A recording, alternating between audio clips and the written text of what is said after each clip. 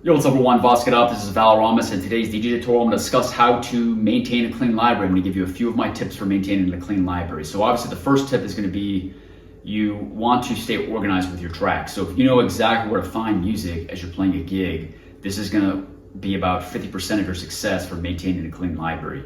Now the second step is actually going to be make some tough decisions throughout time as a DJ, and that is which tracks should you really keep within your crates, within your library.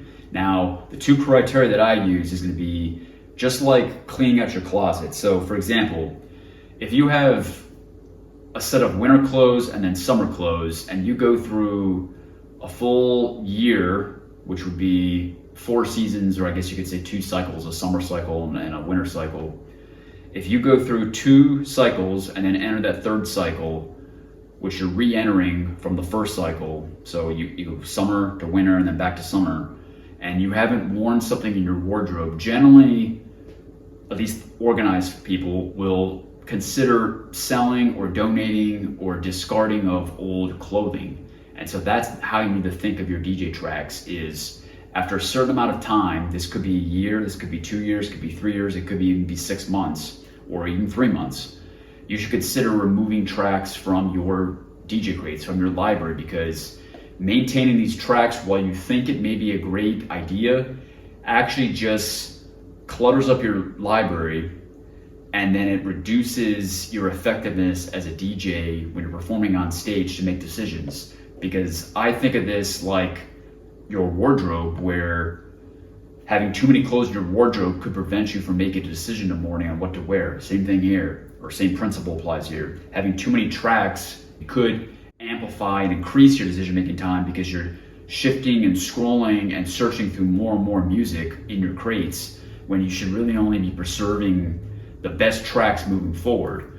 So generally what I do is when I go through my crates and I'm considering tracks to remove, the music that has not been played in over a year, I consider that it's time that I should probably think about deleting this music. Because if I haven't played it and nobody's requested it, yes, someone eventually in the future could request that song, but chances are it's probably not the most popular track, and you may have the opportunity to either download on the spot or just say, hey, I don't have that track anymore, but you have another track that you would like to request. And if you're polite and respectful about it, it doesn't really matter. You're the DJ anyway, you can play whatever music you want, but I don't think it makes sense to preserve music that you don't plan to play live in public or for public or private events and maintain that music in your crates, because especially in today's streaming world, all this music is available online anyway.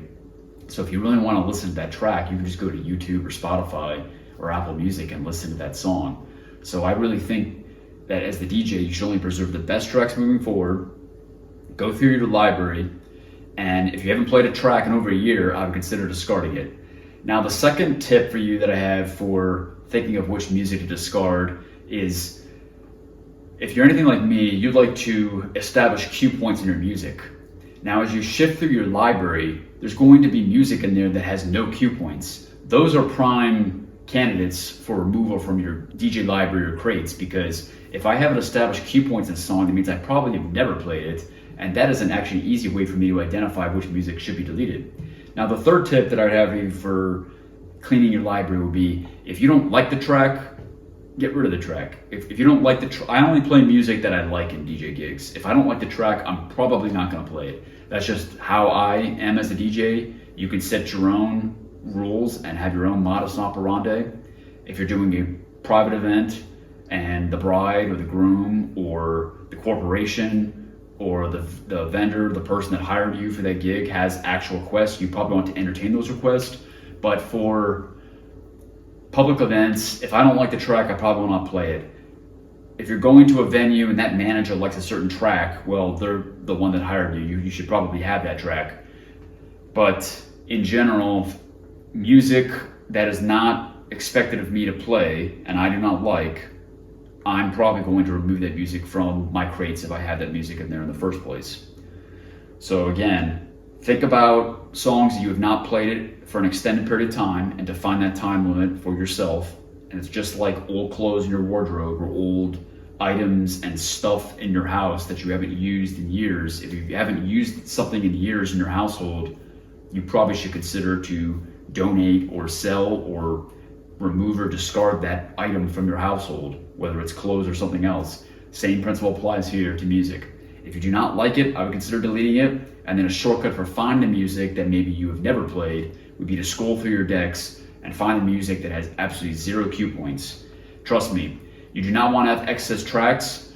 I've always considered myself a connoisseur of music, and I like to know, and I'm kind of a historian too when it comes to music. I like to know exactly when tracks were released, the actual year, and then the genre. But if you do not plan to play that music, seriously ask yourself, what is the point of maintaining this music in your library if it's just going to increase your decision-making time? Because you're on stage as a DJ, you have to make decisions quickly, and the more stuff that you have, the more clutter you have in your crates in your DJ library, the more time that it will take you to make a decision. And I think that's valuable time that you need to save and economize when you're up on stage performing as a DJ. So there you have it. If you have any other tips on how to maintain a clean library, please leave those tips in the comments below, and I'll see you in the next video.